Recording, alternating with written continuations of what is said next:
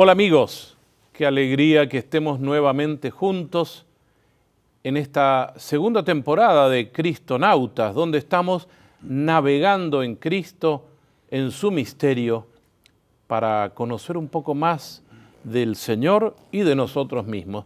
Y como siempre nos acompaña nuestro querido amigo el Padre Hernán Pereda. Padre Hernán, gracias por tu paciencia de enseñarnos tanto.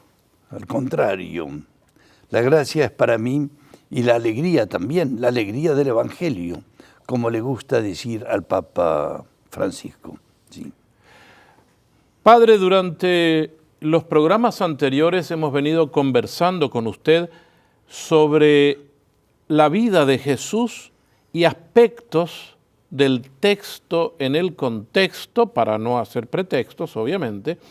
Usted nos habló de unas crisis y todo desemboca en el tema que vamos a tocar hoy, que podría ser un tema central. Nos queda mucho de la vida pública de Jesús, pero queremos llegar a esta centralidad del Evangelio en la cena del Señor.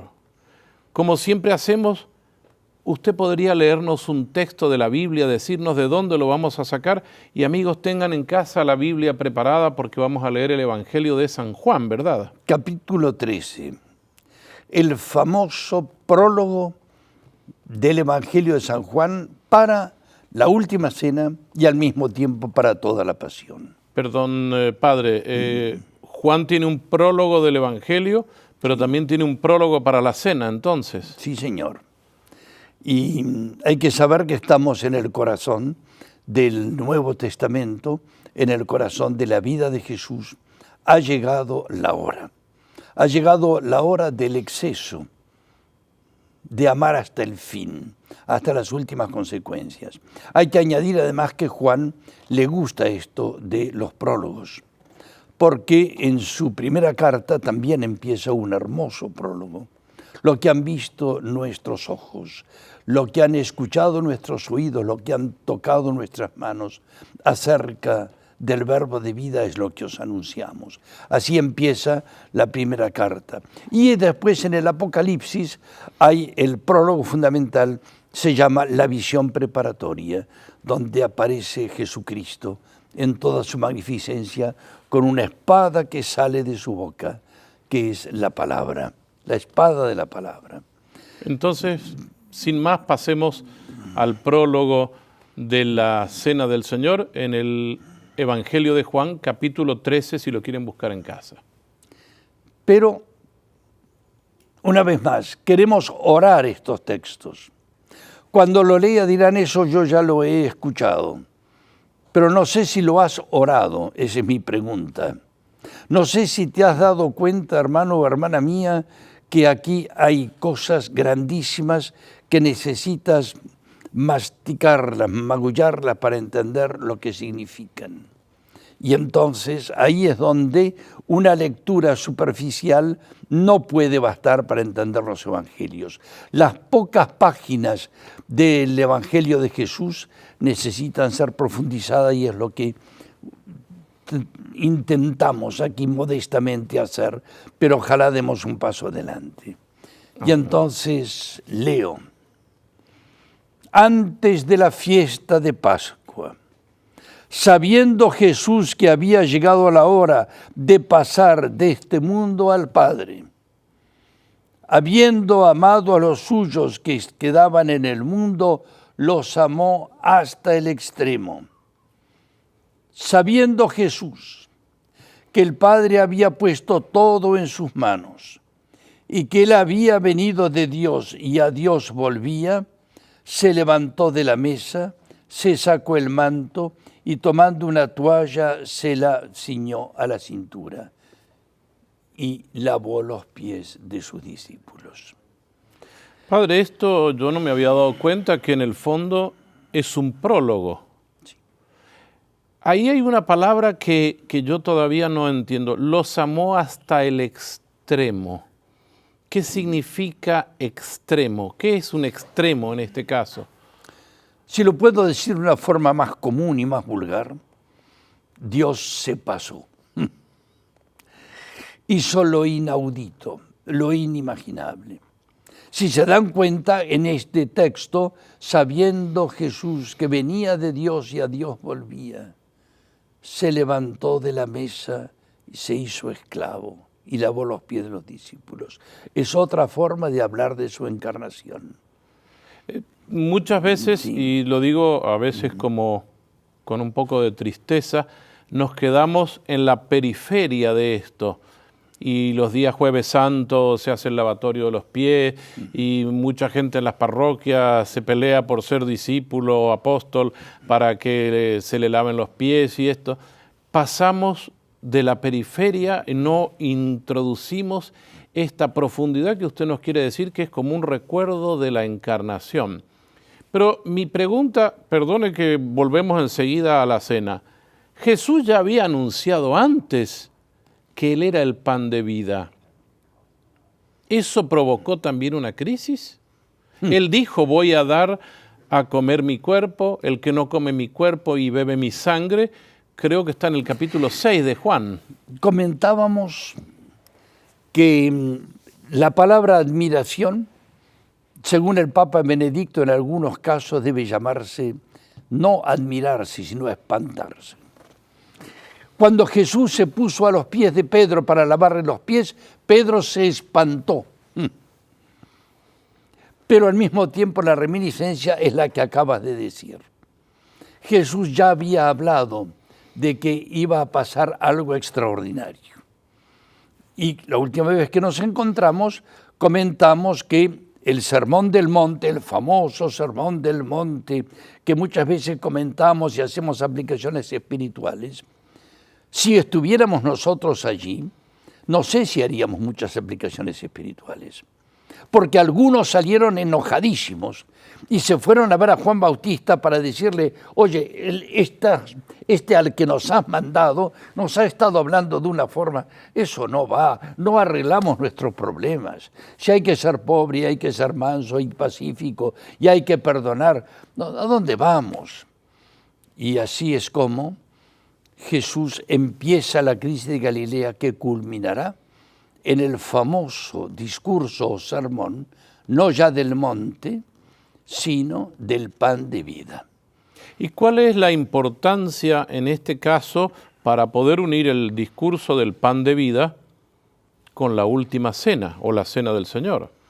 Que Jesús en el discurso del pan de vida no explica nada, lo hace a propósito, porque quiere ver qué ocurre cuando Él dice algo y la gente no lo entiende. Y entonces, en efecto, hay que recordar un poco el contexto. El contexto es lo que había pasado el día anterior. Habían estado en el desierto, la gente hacía 3 días que lo escuchaba Jesús, no habían comido. Los apóstoles van un poco asustados diciéndole, Señor, mándalos a sus casas, si no aquí vamos a tener un problema. Pues esta gente no ha comido, tiene hambre. Denle ustedes de comer, dice Jesús. Si aquí tenemos 5 pedazos de pan y 2 peces que tiene un chico. Yo no sé si el chico ese se comió uno rápido, por si acaso, pero tuvo la generosidad de entregar lo que tenía. Y entonces Jesús dijo, repártanlo. Dio gracias y alabó al Padre al mismo tiempo. Y todo el mundo comió. Y entonces, ¿qué pasó? La gente se impresionó por lo que comió, sí, seguro, pero hay algo más impresionante. Alguien dijo, pero si este es Moisés, Moisés que ha vuelto. Y no solamente eso, sino que en el relato se nos describirá Jesús caminando sobre las aguas, el paso del Mar Rojo.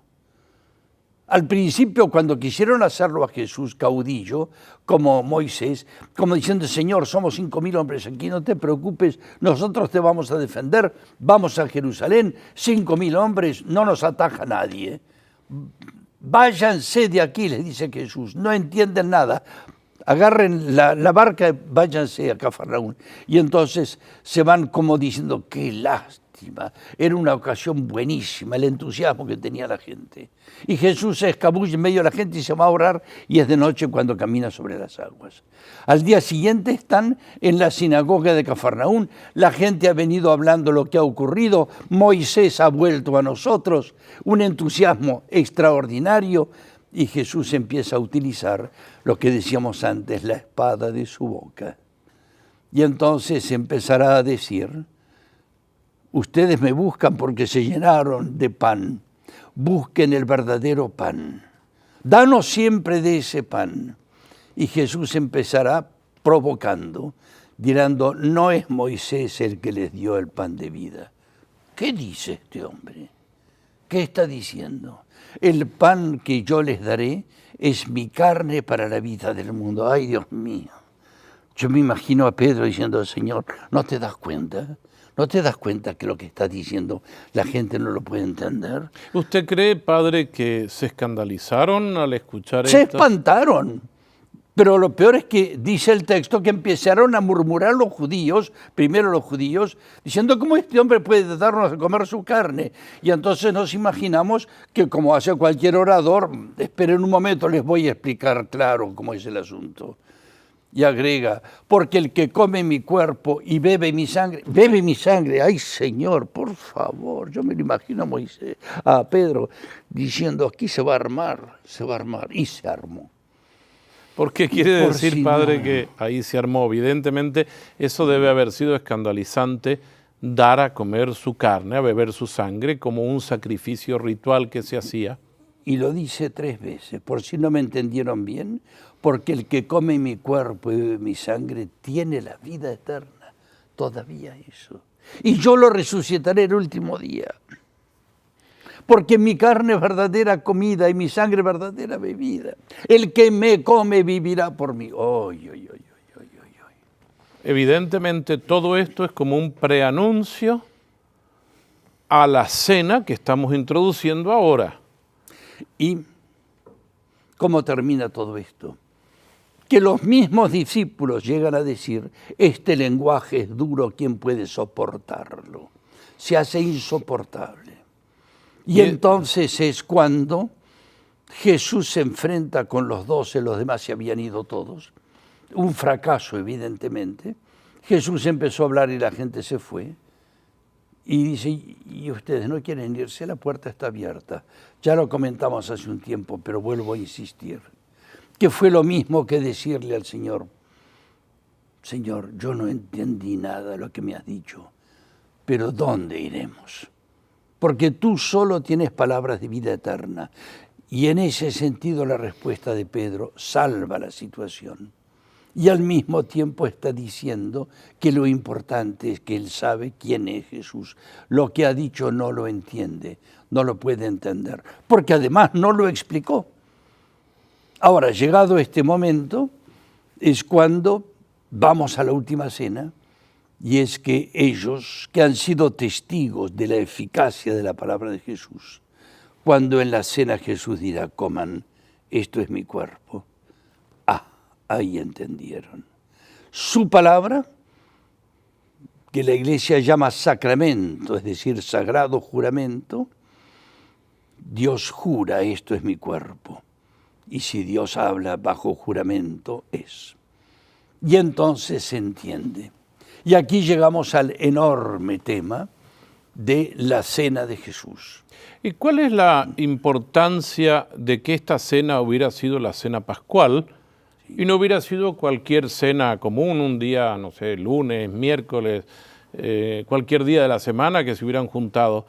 ¿Por qué tiene la importancia de que Jesús lo hace en la Pascua, en la cena de la Pascua? ¿Cómo era esa cena y por qué tiene esa importancia para un judío esta cena? ¿Te acuerdas lo que hemos dicho de qué es el Éxodo? El Evangelio del Antiguo Testamento. ¿De quién es Moisés? El preanuncio y el prototipo de Jesucristo. No podía ser un día cualquiera. Eso sí, dice el texto, antes de la fiesta de Pascua, pero en el entorno pascual. Porque cuando mañana, lo hizo el jueves por la noche, así lo cree la tradición, cuando mañana todos estarán degollando el cordero para comer la cena pascual, Jesús acababa de ser crucificado y muerto en la cruz. Como lo había anunciado Juan Bautista, este es el Cordero de Dios. Perdón, yo quisiera que usted ha dado muchos elementos la cena se hacía ese viernes degollando previamente, pasado el mediodía, el cordero para asarlo y comerlo en el momento en que Jesús está muriendo en la cruz. ¿Esto es coincidencia, Padre? No, esto es que ha llegado la hora. Jesús, él mismo, es matado por los hombres, pero Él es el que manda. Él es el que decide entregarse, entregar su vida para la salvación de todos. Y aquí desborda lo que podemos comentar, pero estamos ante algo inmenso que lo llamamos hoy en día la Eucaristía. La Eucaristía que no se repite nunca, sino que se presencializa, se actualiza cada vez que se celebra, es algo prodigioso. Porque hay que decir una cosa más. El discurso preparatorio que ocupa una cuarta parte del Evangelio de San Juan, 5 capítulos de un Evangelio que tiene 20 capítulos, es para contar el discurso de Jesús. Y es lo que llamamos la tertulia por excelencia. Es el Nuevo Testamento propiamente dicho, lo que un padre dice a los hijos cuando se va de este mundo. Es el Nuevo Testamento en su esencia fundamental, y al mismo tiempo es la liturgia sinagogal. Las sinagogas eran como las parroquias nuestras, donde solamente había la liturgia de la palabra. Y después viene el sacrificio, que es el templo de Jerusalén. En la Eucaristía se une la sinagoga con el templo y todo lo vivimos en el entorno del Arca de la Alianza. Esta síntesis es prodigiosa. ¿Podría usted ayudarnos para ir como desarmando esta síntesis? ¿Cuál era la importancia de la cena para un judío, de la cena de Pascua para un judío? ¿Y qué ritual podría haber que podría ser interesante reconocer para después aplicarlo a nuestra vida en la Eucaristía? La cena de la Pascua en Egipto es nada menos que la cena fundacional del pueblo hebreo, porque esa noche es cuando el pueblo hebreo, salvado milagrosamente del agua del Mar Rojo, aparece en la historia como un nuevo pueblo llamado el pueblo de Dios. Perdón, Padre, acaba de decir otra palabra que quisiera que nos explicara. La palabra fundacional. La noche de la Pascua de Egipto, el paso de Dios que fue matando a los primogénitos y dio origen a que el pueblo pudiera salir y cruzar el Mar Rojo. Usted usa la palabra fundacional. ¿Por qué? Porque me preguntas, ¿por qué era importante para los judíos esta cena? Porque es ahí donde empieza su historia como pueblo. Como revelación empieza con Abraham, pero como pueblo empieza con Moisés. Y entonces él es el que recibe, junto con su hermano sacerdote Aarón, la orden de realizar todo esto. Y de aquí viene la enorme importancia y las resonancias que tienen, eso de que nuestros padres nos contaron, se vive en cada Eucaristía si la celebramos como corresponde. Es decir, ahora estamos en presencia del recuerdo del pueblo que nace a partir del paso por el Mar Rojo y tiene alguna resonancia con un nuevo pueblo, claro, que se funda en Jesús a través de esta Pascua. Claro. Y es justamente que de ahí nace la Iglesia, del costado abierto de Adán. Jesús es el nuevo Adán. Te das cuenta cómo todo se sintetiza. No es casualidad, es una providencia, que si nosotros, como me gusta decir a mí, lo entendiésemos también aquí, caeríamos de rodillas, diciendo, Señor, tú lo sabes todo. Y tú estás realizando tu obra y la voy descubriendo a medida que se entienden, cómo se atan los cabos y uno desenreda la madeja de la historia, las dificultades por creer, cuando se da cuenta que el Señor, por caminos insondables, como es la muerte del mismo Jesucristo y su resurrección, empieza el nuevo pueblo de Dios, que ya no es el pueblo hebreo, sino que lo que llamamos la Iglesia. Usted acaba de comentar algo que me parece interesante. No sé si fue a propósito o se le escapó, pero dijo que del costado abierto de Adán, y después dijo de Jesucristo. ¿Qué relación podemos encontrar entre Adán y Jesús el Señor? Otro prototipo de Jesucristo es Adán, el padre de la humanidad, pero el Adán antiguo queda absolutamente superado. El verdadero Adán, San Pablo lo dice con todas las letras, el hombre nuevo por excelencia y el hombre definitivo es Jesucristo, y con él empieza la nueva humanidad, la nueva creación del mundo.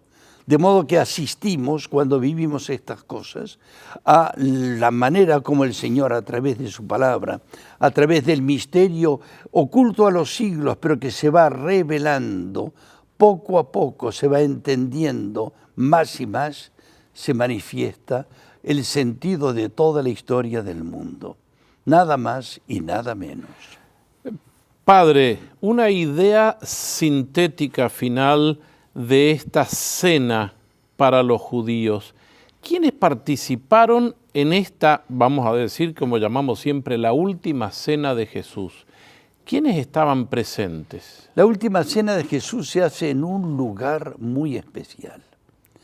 En el primer piso de una casa de un amigo de Jesús. Algunos dicen que es José de Arimatea, otros dicen que es Cleofás, un hombre rico, que en la habitación de arriba era la habitación que representaba el cielo, y por eso se iba a orar allí. Allí es donde en el piso de arriba Elías resucitará al hijo de la viuda de Sarepta.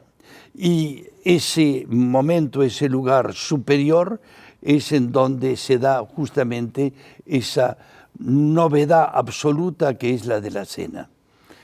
¿A eso te refieres? Sí. Ahora, Sí. De los participantes, mire, hemos recibido de nuestros oyentes y televidentes preguntas, y una de esas preguntas es, ¿pudo haber mujeres en la última cena?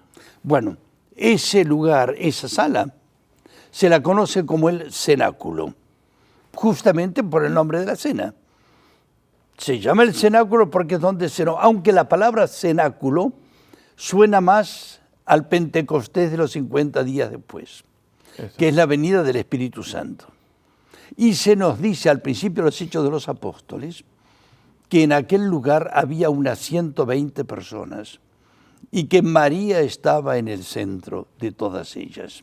Evidentemente en un lugar muy grande, una gran sala, sí que había tanta gente.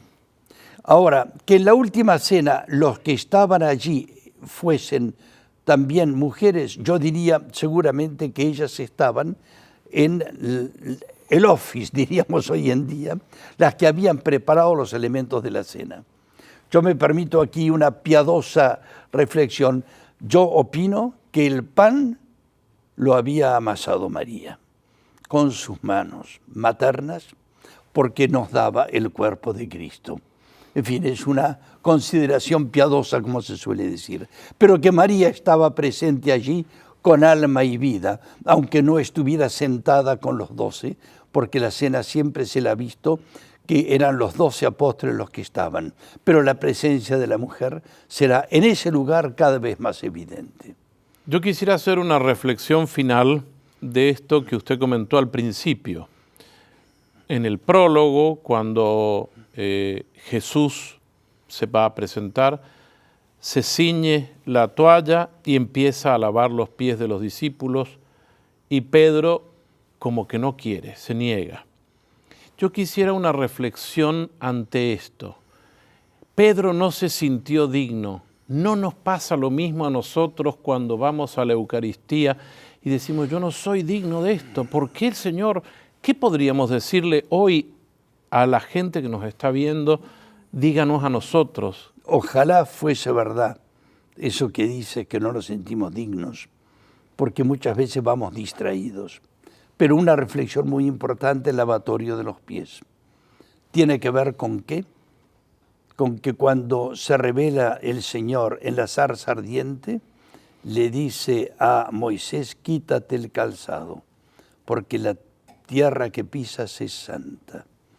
Ese lavatorio de los pies nos pone ante la presencia de Dios Altísimo. Padre, le agradecemos muchísimo su reflexión. Tenemos mucho más para conversar, pero ya no tenemos tiempo. Y queremos agradecerle a todos ustedes que puedan participar con nosotros y que nos hagan preguntas. Allí ustedes están viendo en la pantalla el correo electrónico en el que nos pueden escribir y la página web donde pueden estar en contacto con nosotros. Y nuevamente, muchas gracias por estar con nosotros en Cristonautas en esta segunda temporada. Será hasta la próxima.